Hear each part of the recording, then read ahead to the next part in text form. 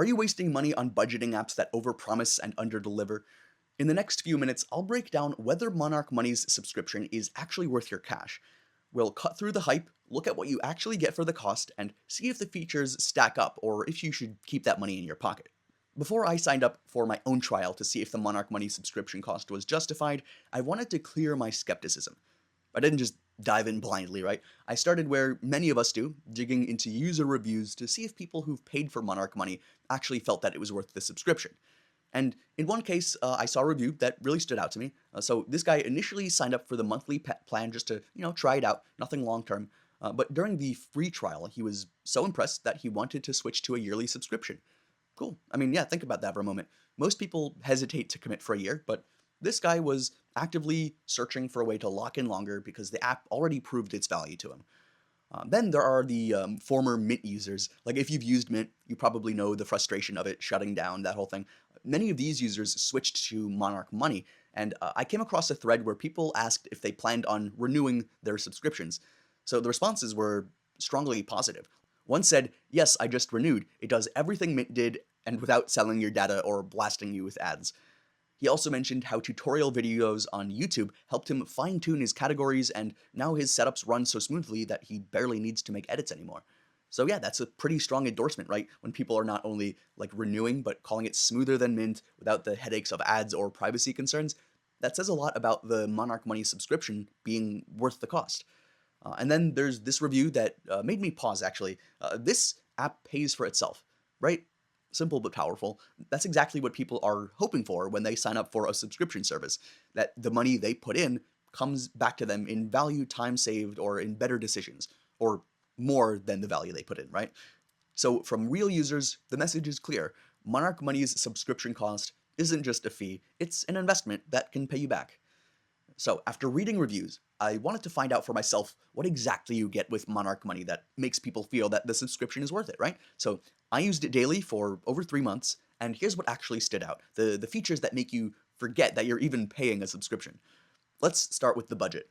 Unlike other apps that force you into one rigid way of planning, Monarch gives you two strong options. You've got standard category budgeting for your fixed costs, and then you have flex budgeting. So this was a game changer for me. Instead of like stressing over every grocery or every gas dollar, you set one flexible budget for all those variable expenses, and it like takes the anxiety out of the month and gives you a realistic view of your spending.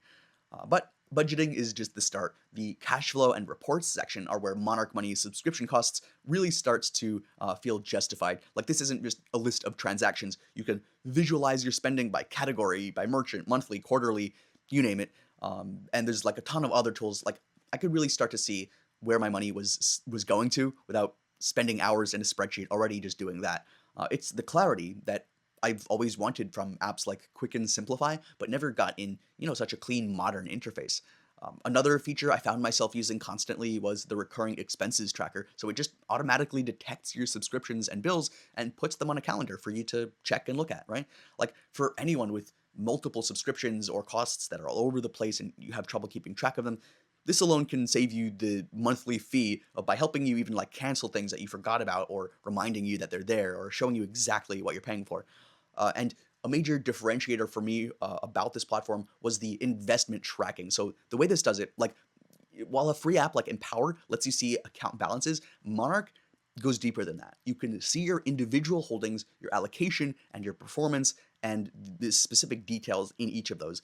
And if the automatic sync isn't perfect, you can also manually adjust the holdings, which I really appreciate for accuracy, but I haven't needed to use that.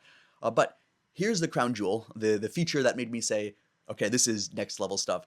So the Monarch Retail Sync extension for Amazon, right? So like, how many times have you seen a vague Amazon charge in your budget and had no idea what it was for? Like, I buy a ton of things on Amazon. So this extension connects to your Amazon accounts, and it splits up all of your orders and categorizes them each individually, so that $150 charge isn't just for generic shopping anymore. It's $50 for groceries, $70 for home improvement, and $30 for kids' clothes. And it really separates those really well. The detail is really impressive. So this focus on depth and customization is where Monarch really pulls ahead of its competitors. Monarch gives you a powerful, all-in-one system that works seamlessly everywhere, and it feels designed for how we manage money today and in a lot of different scenarios. But is Monarch Money perfect or anything? Like, no platform is, right? If I had to point to one thing, and there's a few, but like it really is that the depth of features can feel overwhelming at first. Like you're not just getting a simple tracker, you're getting a full financial command center and all of the detail and time investment and learning that comes with that. But honestly, I quickly stopped seeing that as a downside.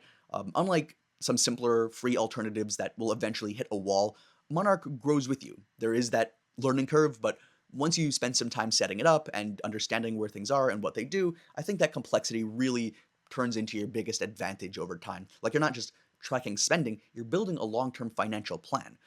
So let's talk about Monarch Money's pricing, because this is where most people ask, like, is the Monarch Money subscription cost worth it? Well, here's my honest take. Monarch is not the cheapest app out there, but I did find it really fairly priced for what it offers. If, like, maybe you rarely check your finances or you just want a basic budgeting tool, you might think that the cost is a little high for what you get, but if you really care about tracking, planning, and gaining clarity over your money and you think it'll save you more money than you use, the cost I think is really justified. So just make sure to check that link in the description for their current pricing plan and any discounts or promo deals they've got going on. We keep it updated all the time so that you know what deal you can get. So after all this time testing and looking at reviews and trying out all the features, do I think that the Monarch Money subscription price is worth it? Well, yeah, for me, absolutely. Like it delivered the detail, the customization, and the clarity that the free apps I've tried can't really match. It saved me time, it gave me control, and it probably saved me money by highlighting blind spots in my spending.